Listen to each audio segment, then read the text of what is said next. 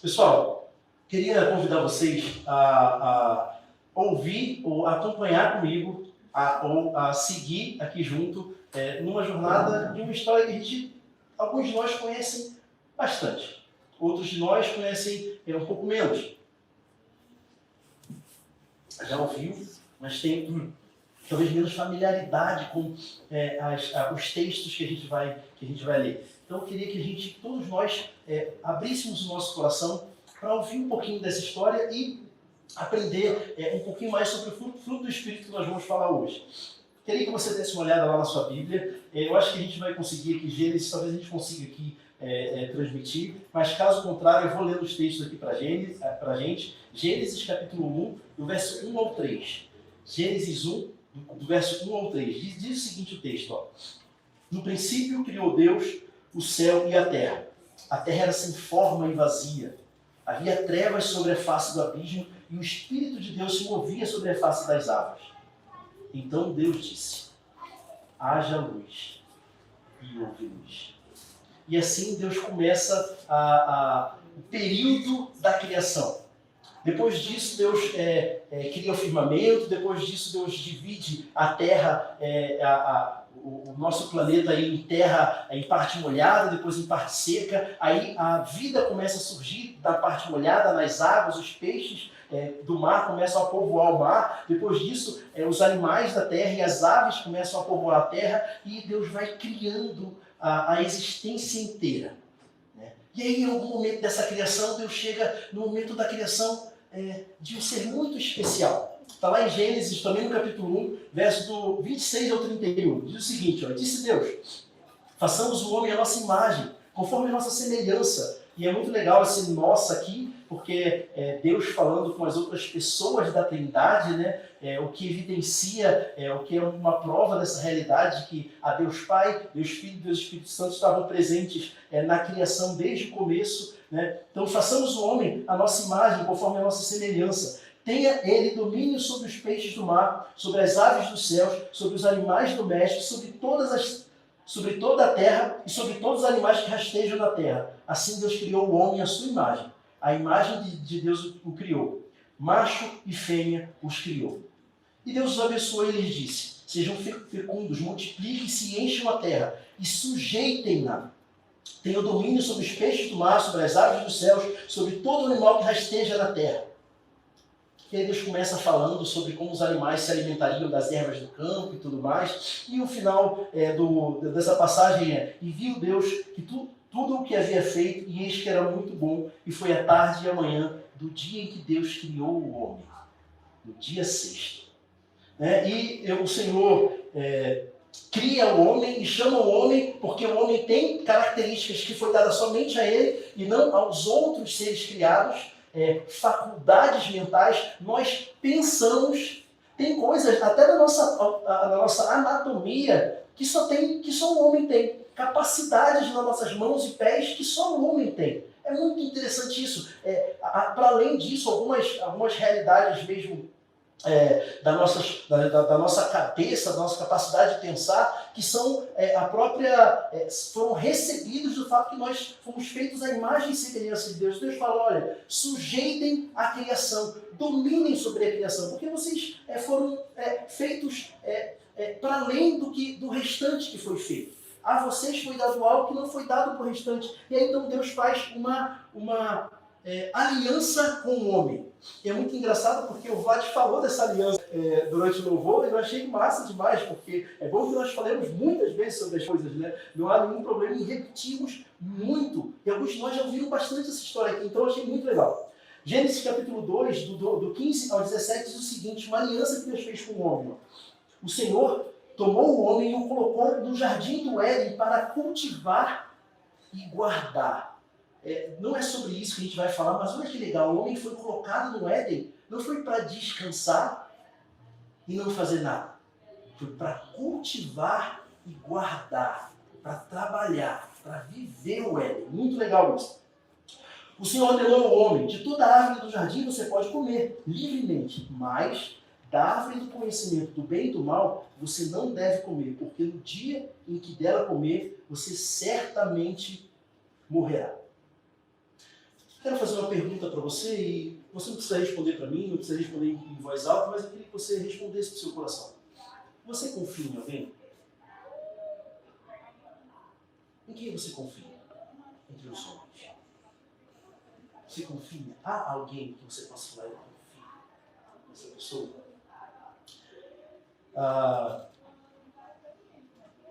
Hoje a gente vai falar sobre fidelidade. Esse é o fruto do Espírito sobre o qual nós vamos falar hoje. E tem uma pesquisa muito engraçada, ou muito interessante, feita pelo Correio Brasiliense, que fala um pouco sobre confiança. Vlad também falou antes, no último louvor que nós cantamos, um pouquinho sobre confiança. Né? Essa pesquisa, ela percebeu que dos povos, das nações, das regiões da Terra, os latino-americanos são os que menos confiam uns nos outros. Menos confiam uns nos outros. Sabe essa coisa de confiar no outro, no contrato feito pelo aperto de mão? Nós, latino-americanos, somos os que menos fazemos isso uns com os outros. Mas os brasileiros são os que fazem isso menos ainda. Menos de 5% da população brasileira confia uns nos outros. Que terrível, né? Há uma crise de confiança em nós, não só uns nos outros, mas nas realidades, nas entidades e nas realidades que dominam ou que governam o nosso país. O governo tem menos de 40% da confiança das pessoas. Até realidades como as eleições, por exemplo, ou o judiciário, os militares, menos de 50% da população brasileira confia nessas instituições hoje em dia. Existe uma queda de confiança no nosso coração. E é ruim isso, porque parece que não tem muita inferência na vida, né? Só poxa, nas relações, mas a mesma pesquisa do Correio Brasiliense, ela percebeu que há uma influência direta no retardo da economia, essa ausência de confiança. Nós confiamos menos e conseguimos crescer menos ainda, né?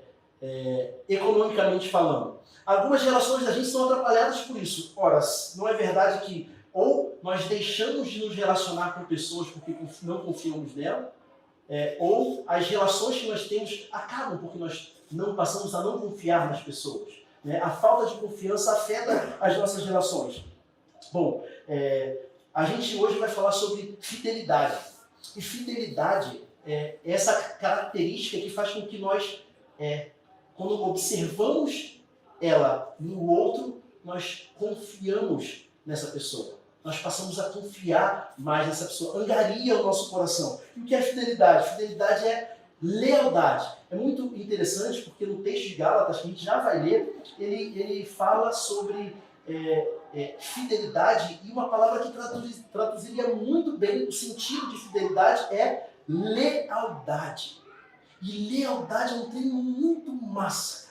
Porque não se trata só, quando a gente fala de fidelidade, a sensação que dá é que tem muita relação com marido, mulher, ou alguma coisa do tipo, namorado e namorada, mas lealdade abrange uma realidade muito maior na nossa cabeça, pelo menos. Lealdade tem a ver com nossos contratos, com nossos combinados, com as coisas, com os nossos amigos, com os nossos esposos e esposas.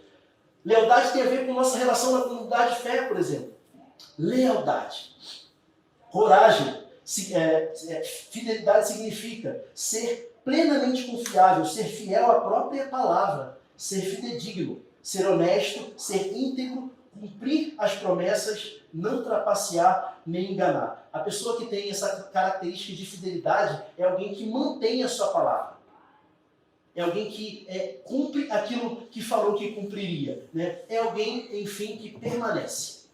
Alguém que permanece naquilo que falou, ou combinou, ou aliançou. Né? Existe um oposto de fidelidade. É o oportunismo. Sabe aquela pessoa que só é amigo quando é oportuno? E quando não é oportuno, quando facilmente dá um passo atrás na amizade e se torna desleal na amizade? Se torna inconstante, não permanece na relação de amizade?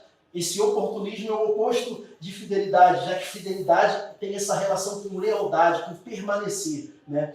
E a falsificação da lealdade é o ser amoroso. Ser amoroso, parecer amoroso. Mas no coração, não estar disposto a lidar com os desafios que o amor requer, que o amor apresenta nas relações, né? Queria que a gente desse uma olhada lá em Gálatas 5, do 22 ao 23. É o nosso texto de todas as semanas. Gálatas 5, do 22 ao 23. A lealdade é um fruto do Espírito. Mas o fruto do Espírito é amor, alegria, paz, longanimidade, benignidade, bondade, fidelidade, mansidão, domínio próprio. Contra essas coisas não há lei. Retornando a nossa história, lá do começo da raça humana, né?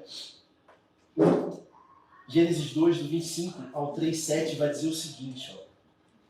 Um e o outro, o homem e a mulher, estavam nus e não se envergonhavam.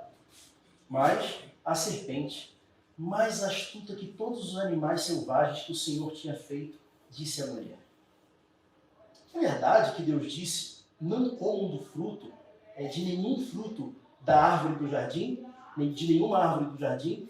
A mulher respondeu à serpente: não. Do fruto das árvores do jardim podemos comer, mas o fruto da árvore que estava no meio do jardim, Deus disse: vocês não devem comer dele, nem tocar nele, para que vocês não morram. Então a serpente disse à mulher: é certo que vocês não morrerão. Não é nada. Porque Deus sabe que no dia em que dele comerem, os olhos de vocês se abrirão. E como Deus, vocês serão conhecedores do bem e do mal. Vendo a mulher que a árvore era boa para comer e agradável aos olhos. Olha que legal isso. Ela foi convencida no coração e foi tentada também pelos olhos. Agradável aos olhos e árvore desejável para dar entendimento, tomou o seu fruto e comeu, e deu também ao seu marido, e ele comeu. Então os olhos de ambos se abriram, e, percebendo que estavam nus, costuraram folhas de figueira e fizeram cintas para si. Adão e Eva não permaneceram. Eles não continuaram naquilo que tinham tratado com Deus, naquele acordo, naquela aliança que eles tinham feito com Deus. E a grande pergunta que a gente, a primeira grande pergunta que a gente precisa responder hoje é por que eles fizeram isso? Por que Adão... E de verdade, gente, assim, sem querer ser malvado com Adão e Eva, porque é bom que a gente pense assim, que eu faria a mesma coisa no lugar deles. É bom que a gente pense assim de nós. Não a gente pensa assim, nossa, não, eu no lugar de Adão, com certeza não ia comer esse trem aí. Vamos devagar com a dor, porque a gente é bem de barro igual a eles. Mas é uma pergunta muito válida de se fazer para que a gente possa aprender com o que aconteceu. Por que esses caras, tendo ouvido o próprio Deus, não continuaram, não permaneceram naquilo que foi prometido a eles? A fala da serpente e os olhos a beleza do fruto fizeram com que Adão e Eva, sabe o que fez com que eles não permanecessem? Eles não acreditaram em Deus.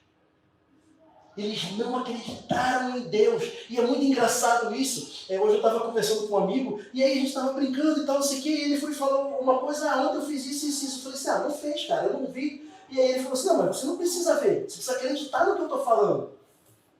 E eu estou falando para você que fez e tu não está acreditando. E como ele ficou ofendido, era uma brincadeira, mas como ele ficou ofendido pelo fato de eu não crer nele. E ofende a gente mesmo, né? Dá uma sensação ruim quando a gente fala alguma coisa e a pessoa não acredita. Não tenho certeza, foi isso mesmo, começa a questionar. Foi exatamente isso que aconteceu com Adão e Eva. A gente fala assim, a falta de fé é não acreditar que o que a pessoa falou para você, no caso Deus, é verdade. E o que Adão e Eva fizeram foi exatamente isso. Eles se depararam com a serpente, e aí a serpente falou para eles, é mentira o que Deus falou. Não é verdade não. Vocês te duvidam, vocês vão morrer nada. Ele fez isso aí porque ele não quer, ele quer a sabedoria e a inteligência do trem todo para ele só. E aí eles, a sedução dos argumentos da serpente, junto com a sedução dos olhos, a beleza daquilo que estava exposto para ela ali, a tentação de tocar e comer, parecia bom de comer, bom de provar. E aí eles não creram em Deus. Essa é a realidade da infidelidade hoje também, ou da deslealdade hoje também. Tudo se relaciona a fé e decisão. Fé e decisão. Crer e decidir. Não é verdade? Temos um compromisso. Tá? Vamos lá, todo mundo vai almoçar amanhã às 1 da tarde aqui na igreja. Só que, compromisso, firmamos aqui um compromisso. Só que, por algum motivo, eu escolho, não porque foi um imperativo da vida, não porque aconteceu um acidente, não porque alguma coisa aconteceu comigo que me impediu de vir, seja lá o que for, mas porque eu escolhi não vir, não honrar com esse compromisso, porque eu percebi, eu acreditei, eu soube que não vir aqui era melhor para mim em alguma medida. Seja porque eu quis ficar em casa, seja porque tinha um outro almoço com outras pessoas que apareceu amanhã de manhã e eu preferi ir com elas e não vir aqui com vocês. Quando não cumprimos os nossos compromissos com as pessoas, em alguma medida é porque cremos que o não cumprimento daquela realidade nos traz algum tipo de benefício. Ou evita algum tipo de dor no nosso coração, o que é também um benefício. Essa não é a realidade sobre quando nós não cumprimos os nossos compromissos, ou quando nós não somos leais às pessoas, porque acreditamos que a traição, na traição, há benefícios maiores do que na fidelidade, na manutenção da fidelidade por aqueles com quem nós estamos nos relacionando. Tudo passa por crer e decidir. Só que tem uma coisa muito interessante quando a gente lida com o nosso coração, pensando em fidelidade, que é assim, o que a gente fala com muita facilidade. Eu não me mantive fiel porque eu tive dificuldades aqui e ali. Eu não me mantive fiel porque, eu não permaneci nessa relação, eu não me mantive leal. E é melhor a gente passar a falar lealdade a partir de agora na nossa conversa. Porque fidelidade parece só o oposto de traição, mas lealdade, que tem esse sentido da palavra fidelidade aqui, ele é para além de traição ou não. E eu não me mantive leal, eu não me mantive nesse compromisso que eu fiz com uma outra pessoa, porque algum problema aconteceu, porque a pessoa mudou, eu mudei. Eu não me mantive porque, eu não mantive meus compromissos, porque alguma coisa aconteceu na minha vida e os contextos eram diferentes. E aí a gente arruma essa desculpa pra gente, pensando que, ou querendo dizer que, se tudo se mantivesse ok, se as coisas fossem diferentes, se o meu cônjuge se mantivesse à altura daquilo que ele prometeu no altar quando nós estávamos namorando, eu permaneceria com ele, eu permaneceria leal a essa aliança que nós fizemos lá no altar. E sabe qual é a realidade? Isso tudo é muito mentira. Muito mentira. Ora, vejamos onde estavam Adão e Eva. No Éden, não havia um pingo de dificuldade no jardim do Éden. Nem nada no contexto em que eles estavam, no qual eles foram chamados à lealdade, evidenciava para eles alguma dificuldade, não. Eles foram chamados a serem leais a Deus, serem leais àquilo que eles tinham cumprido, num contexto, numa realidade de pura bonança.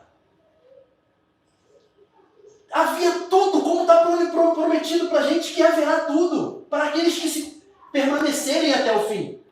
Esses que Apocalipse diz, aos quais darei a coroa da vida. Tinha tudo lá, tudo.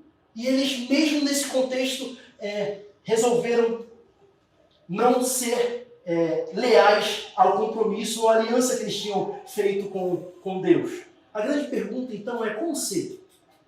Como ser leal? Como o nosso coração, como fazer com que o nosso coração seja um coração que progressivamente, seja naturalmente fiel, leal aos nossos compromissos. Sejam os compromissos tácitos, silenciosos, os compromissos em silêncio que fazemos com as pessoas, sejam os compromissos do aperto de mão de honra, sabe? Aquele que você aperta com força e olha no olho da pessoa e fala, está firmado isso aqui? E por mais que não tenha um papel, você mantém isso. Como fazer isso? Como fazer isso nos nossos próprios compromissos conosco mesmo? E o Vaz também falou sobre isso. Nós somos infiéis aos nossos compromissos conosco mesmo, né? Não poucas vezes. E a primeira coisa a gente precisa resgatar ou cuidar da nossa relação de fidelidade com Deus. Porque é dessa relação de fidelidade com Deus que todas as outras fidelidades ou lealdades surgem. Ele é o motivo, a relação de fidelidade e lealdade com Deus é o motivo fundamental da relação de lealdade com as outras pessoas. Tudo. Se você pergunta, a pergunta que eu acho que fica muito adequada da gente fazer agora é a seguinte, poxa, Rodrigo, não tem, então o que você está dizendo é que não tem lealdade fora, da vida cristã, ou de uma realidade cristã? Não, de jeito nenhum. Mas de forma nenhuma. Ou quem não conhece alguém que não é cristão, mas se manteve leal à esposa durante 60, 70, 80 anos? Não é? Quem não conhece alguém que não é cristão, mas mantém a sua palavra? Isso é verdade. Mas a grande realidade é que a relação com Deus é a base mais sólida que existe, ou a motivação mais firme que existe para a fidelidade. Quando um casal, eu pelo menos falo muito, acho muito maneiro o exemplo do casamento.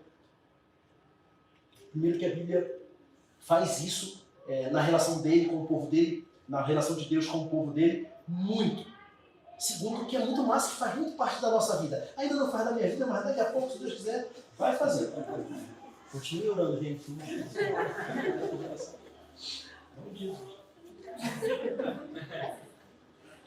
Mas, quando a gente vai lá no matrimônio, diante de um altar desse aqui, a gente diz sim. Não é para o outro que a gente está dizendo sim. A gente está dizendo sim para Deus, que é de onde vem essa aliança. E, gente, olha, aliança é um conceito que o homem adquiriu de Deus. O primeiro a fazer uma aliança na existência foi a Trindade. Deus fez uma aliança com Jesus Cristo para a salvação dos homens. Essa aliança feita por Deus, esse valor feito por Deus foi comunicado aos homens. Nós só compreendemos o que é isso a partir de Deus. Nós firmamos essa aliança do casamento, por exemplo, diante de Deus e com o próprio Deus. Ou não é verdade que é no casamento que se diz o que Deus uniu, o homem não separe? Não é no casamento que se diz essa frase? Talvez em alguns casamentos não se diga mais, não tem problema, mas a gente ouviu isso tantas vezes. Sabe por quê? Porque foi o próprio Deus, que institui esse trem. Então, quando você se mantém fiel, você não se mantém fiel. E é isso, por isso que ele é o fundamento máximo da lealdade, da fidelidade, da permanência nas relações e nas coisas que nós fazemos. Porque quando eu digo sim, e eu permaneço dizendo sim à minha esposa, para sempre, até que a morte nos separe ou que Cristo venha, eu faço isso não por causa da minha esposa, também por causa dela, mas sobretudo e antes de tudo, como motivação máxima do meu coração. Ouçam, maridos e mulheres. Eu sei que eu não sou casado, mas a Escritura, a motivação máxima do coração, a lealdade, é porque você é leal a Jesus Cristo. É porque Deus, foi diante de Deus que você perpetrou esse sim. Foi diante dele para ele que você falou sim. Não foi para o pastor, não foi para a igreja. Isso tudo estava naquele momento, mas foi com Deus que você fez. E por amor a Deus, porque ele é fiel e é quem é, você continua dizendo sim. E continua mantendo seus olhos com cuidado. E continua mantendo seus passos com cuidado. E continua mantendo a sua mente com cuidado. Em lealdade à sua esposa. Em lealdade ao seu marido. E no seu coração você continua dizendo sim e alimentando esse sim. E aí, olha que massa, que delicioso isso. Independente da circunstância, porque nós sabemos que é mentira, lealdade não tem nada a ver com circunstância, você continua dizendo sim para ele ou para ela. Mesmo que ela deixe de ser tão bonita. Mesmo que ele deixe de ser tão admirável como era. Sabe o que você vai fazer se ele deixar de ser admirável? Você vai trabalhar com ele. Para ele voltar a ser esse cara admirável. Mas você não vai largar ele. Por quê? Porque você está nesse projeto de fazer ele ser um cara massa? Não. Porque o Cristo de Nazaré estava no dia que você disse sim para ele. Essa é a motivação máxima da lealdade das relações. Isso se aplica às amizades. Isso se aplica ao aperto de mão olhando nos olhos. Se faz isso porque houve um Cristo que foi fiel até a morte, morte de cruz. E esse mesmo Cristo disse que não há amor maior do que aquele que se entrega pelos seus amigos. E esse homem fiel, amigo fiel a você, ele te chama a fidelidade. E você permanece fiel aos seus amigos, leal aos seus amigos. Como mulher, como homem, há tentações também a deixarmos de ser leais. Uma delas é o fato que os nossos olhos, eles chamam a gente por prazer. Como o fruto chamava a mulher por prazer. Eles chamam a gente por prazer, né? E esse imperativo da satisfação e do prazer é um poderoso inimigo da lealdade. Os nossos compromissos de começo de ano foram cumpridos? Sabe por que em muita medida não foram cumpridos? Porque é um imperativo do nosso coração pelo prazer. E a gente faz não igual a formiguinha de Provérbios, mas igual o preguiçoso de Provérbios. E a gente deixa de fazer o que tem que fazer e passa a fazer o que nossa satisfação requer. Consequência da satisfação, do imperativo da satisfação, mas é uma voz, como foi a voz lá da serpente, porque foi isso que fez com que Eva e Adão comessem da fruta. Eles ouviram a serpente. E existem vozes do nosso tempo. A outra voz é o fato de que lealdade não é um compromisso tão importante assim, um valor tão importante assim. Por que não? Porque é mais importante que eu tenha prazer. E se, essa minha relação não me dá mais prazer, se esse projeto que eu entrei e que disse que ia até o fim não me dá mais prazer, não me dá o retorno que eu queria, eu largo ele. Por quê? Porque é importante é ter prazer. Tem um meme, né, que é uma figurinha assim, uma fotozinha, que tá escrito assim, pode tudo, só não pode passar vontade. Essa é a frase. Pode tudo, só não pode passar vontade. E essa é a mente do nosso tempo. E a mente é contrária a essa realidade de perseverança, de permanência. Lá na nossa história, em Gênesis, Deus resolveu o problema. O homem e a mulher comem o fruto. Eles percebem, puxa, a gente está pelado. Colocam roupas e aí Deus, no final da tarde, como ele fazia sempre, ele vai encontrar o homem e a mulher no Éden. E aí, eles não estavam vestidos, estavam envergonhados porque tinham comido do fruto. Foi a serpente. E aí Deus olha para a serpente e fala o seguinte, Gênesis 3,15. Porém, inimizade entre ti e a mulher, serpente. Entre a sua descendência e o descendente, a tua descendência, serpente, e o seu descendente, mulher. Este vai lhe ferir a cabeça, serpente. O descendente da mulher vai lhe ferir a cabeça. E você vai ferir o calcanhar dele. Deus prometeu, ou Deus revelou, ou Deus falou a realidade que iria acontecer. Viria um homem que permaneceria fiel, que não voltaria atrás na sua palavra. Viria um homem que, independente da circunstância que tivesse apresentado, ele continuaria. Viria um homem que não daria ouvidos à voz da serpente, ou ouvidos à voz do coração, ou ouvidos à voz da cultura, dizendo o que ele deveria fazer ou como ele deveria viver. Viria um homem que seria fiel até a morte e morte de cruz. Jesus Cristo de Nazaré encerra as nossas infidelidades.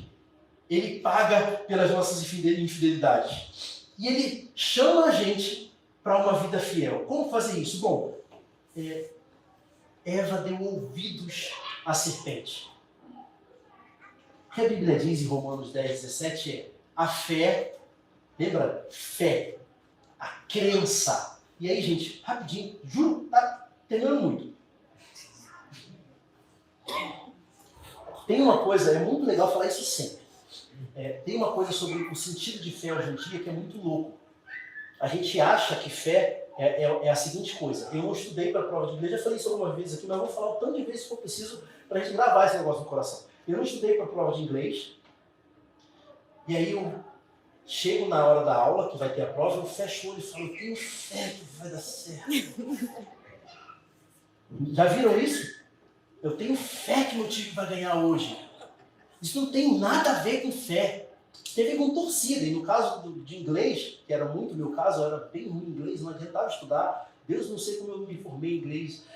Graças a Deus deu certo. Mas foi fé de verdade, né?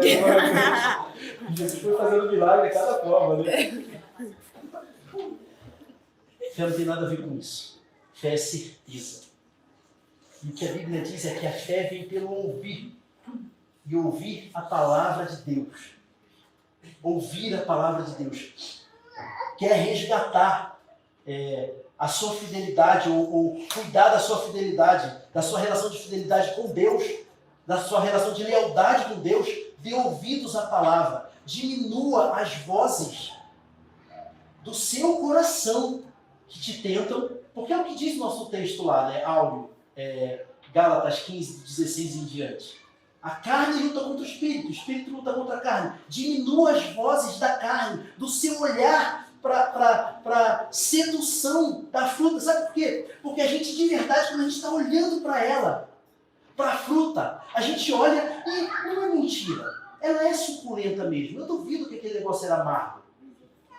Ela é saborosa. Mas sabe o que ela promete? E que não tem vida. Não tem vida.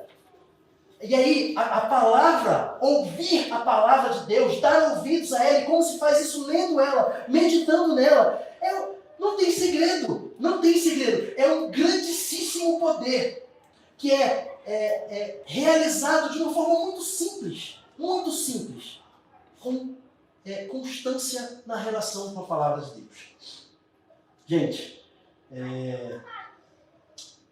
o Senhor ajude a gente. O Senhor ajude a gente a dar ouvidos à Escritura, a cuidar do ressoar do Evangelho, dessa história toda que é o Evangelho no nosso coração. Porque isso, dar ouvido à Escritura e ressoar o Evangelho no nosso coração, vai produzir um coração leal na gente. E vai produzir, consequentemente, um coração leal com as outras pessoas. Que o Senhor nos abençoe. Vamos lá. Amado Senhor.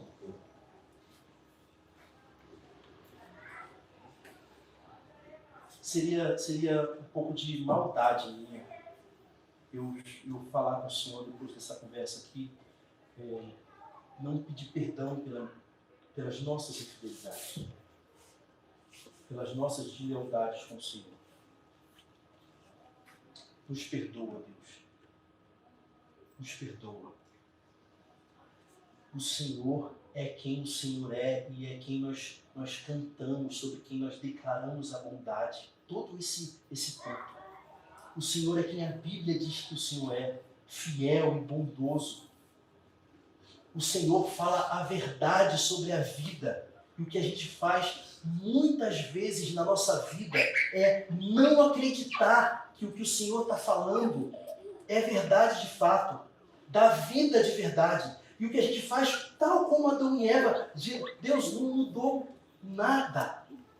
A gente vai procurar em outro lugar, numa fruta que parece suculenta, que parece saborosa, vida, mas ela não tem vida. E a gente faz isso um tanto de vezes. Eu quero pedir ao Senhor que o Senhor perdoe a gente. Que o Senhor nos perdoe, Senhor. Eu quero clamar ao Senhor que o Senhor escreva no nosso coração a sua palavra.